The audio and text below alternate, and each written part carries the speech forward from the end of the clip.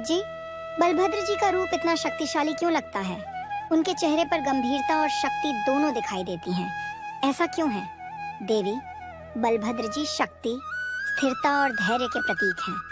वे जगन्नाथ जी के बड़े भाई हैं। उनकी गंभीरता उनके कर्तव्य, सत्य और संकल्प का चिन्ह है। पंडित जी, उनका जन्म कैसे हुआ था? देवी, बलभद्र जी का जन्म माता रोहिणी और वासुदेव जी के घर हुआ था। बाल्यकाल से ही वे अत्यंत शक्तिशाली थे। कृष्ण जी के साथ उन्होंने अनेक लीलाएं की और उन्हें हलधर कहा गया। पंडित जी, जगन्नाथ मंदिर में उनका स्थान कहाँ है?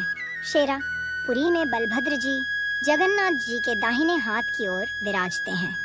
उनका गोरा वर्ण, बड़ी आंखें और स्थिरता का भाव यह दर्शाता है कि वह परिवार का आधार स्तंभ है। वे शक्ति, साहस और संतुलन का रूप हैं। पंडित जी, रथ यात्रा में उनका रथ इतना अलग क्यों होता है? देवी, रथ यात्रा में बलभद्र जी का रथ तालध्वज कहलाता है। यह तीनों रथों में सबसे विशाल और शक्ति का प्रतीक है। रथ का ध्वज, विशाल पहिए और ऊंची आकृति यह बताती है कि जहाँ साहस है वहाँ मार्ग स्वतः बन जाता है। पंडित जी, बलभद्र जी हमें क्या सिखाते हैं? शेरा, बलभद्र जी सिखाते हैं कि शक्ति का सही उपयोग तब होता है जब वह धर्म, सत्य और परिवार की रक्षा के लिए इस्तेमाल की जाए।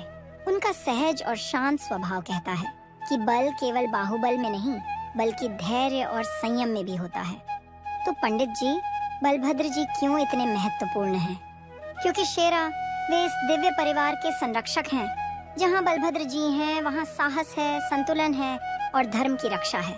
उनका नाम ही दर्शाता है बल का भाव, जो संतुलन और सत्य के लिए खड़ा हो। इसीलिए बलभद्र जी को शक्ति, स्थिरता और धर्म का आधार माना जाता है।